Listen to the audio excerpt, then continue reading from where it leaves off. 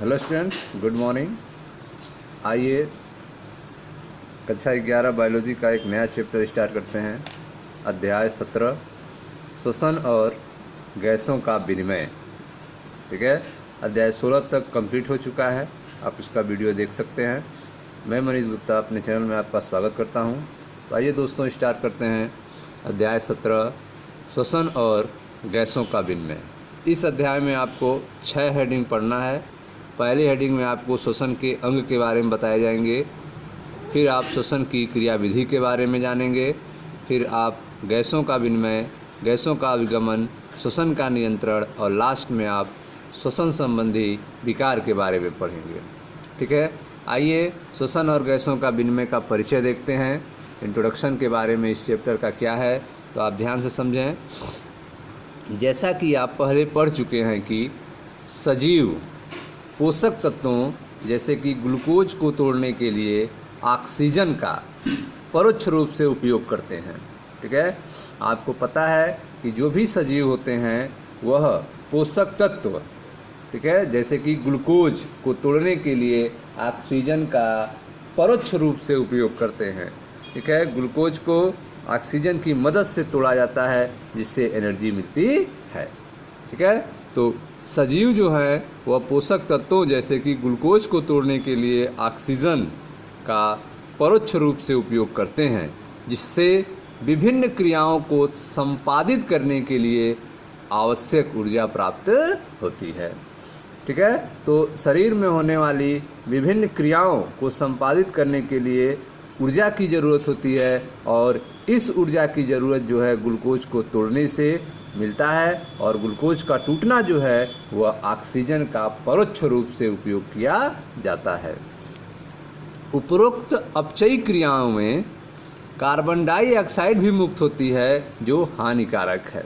ठीक है, तो जब ग्लूकोज को ऑक्सीजन की उपस्थिति में तोड़ा जाता है तो इस अपचयी क्रिया में कार्बन डाइऑक्साइड भी उत्पन्न होती है, मुक्त होती है, जो कि हानिकारक होता है।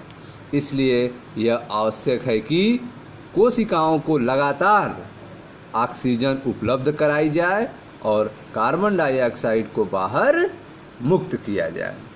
ठीक है, तो जब ग्लूकोज का ऑक्सीजन की उपस्थिति में, ठीक है, तोड़ा जाता है तो कार्बन डाइऑक्साइड उत्पन्न होता है। तो इसके लिए यह जरूरी है कि कोशिकाओं को लगातार ऑक्सीजन उपलब्ध हो और जो कार्बन डाइऑक्साइड बन रहा है उसको लगातार बाहर निकाला जाए। ठीक है, तो आपने देखा कि सजीव जो हैं वह पोषक तत्वों जैसे कि ग्लूकोज को तोड़ने के लिए ऑक्सीजन का परोक्ष रूप से उपयोग करते हैं, जिससे विभिन्न क्रियाओं को संपादित करने के लिए आवश्यक ऊर्जा प्राप्त होती है। उपरोक्त अपचयी क्रियाओं में कार्बन डाइऑक्साइड भी मुक्त होती है जो कि हानिकारक होती है। इसलिए यह आवश्यक है कि कोशिकाओं को लगातार ऑक्सीजन उपलब्ध कराई जाए और कार्बन डाइऑक्साइड को बाहर मुक्त किया जाए। ठीक है, वायुमंडलीय ऑक्सीजन और कोशिकाओं में उत्पन्न कार्बन डाइऑक्साइड के आदान प्रदान अर्थात एक्सचेंज, विनिमय की इस प्रक्रिया को श्वसन, ब्रीदिंग, सामान्यतया श्वसन कहते हैं, रेस्पायरेशन कहते हैं। ठीक है, तो वायुमंडल से ऑक्सीजन का लेना और कोशिकाओं में उत्पन्न कार्बन डाइऑक्साइड को बाहर निकलना, यह जो क्रिया हो रही है इसको प्रक्रिया को श्वसन कहते हैं, श्वासन कहते हैं, ब्रीदिंग कहा जाता है। और नॉर्मल रूप से अगर देखा जाए तो इसको लोग श्वसन भी कहते हैं, लेकिन ब्रीदिंग और श्वसन में बहुत अंतर है। वायुमंडलीय ऑक्सीजन और कोशिकाओं में उत्पन्न कार्बन डाइऑक्साइड के आदान प्रदान अर्थात विनिमय की इस प्रक्रिया को श्वासन, ब्रीदिंग, सामान्यतया श्वसन, रेस्पायरेशन कहते हैं। अपने हाथों को अपने सीने पर रखिए। आप सीने को ऊपर नीचे होते हुए अनुभव कर सकते हैं। आप जानते हैं कि यह श्वसन के कारण होता है।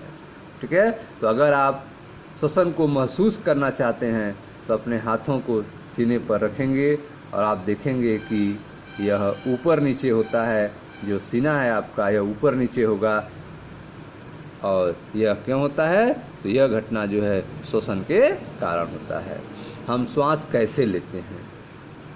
ठीक है, प्रश्न है कि हम श्वास कैसे लेते हैं। इस अध्याय के निम्नलिखित खंडों में श्वसन अंगों के बारे में श्वसन की क्रियाविधि का वर्णन किया गया है। ठीक है, तो इस अध्याय में आपको अलग अलग खंडों में श्वसन अंग के बारे में बताए जाएंगे, श्वसन की क्रियाविधि के बारे में बताए जाएंगे। ठीक है स्टूडेंट, तो यह था अध्याय 17 श्वसन और गैसों का विनिमय के परिचय के बारे में। मिलते हैं नेक्स्ट वीडियो में, जिसमें स्टार्ट करेंगे चैप्टर 17 की पहली हेडिंग श्वसन के अंग के बारे में।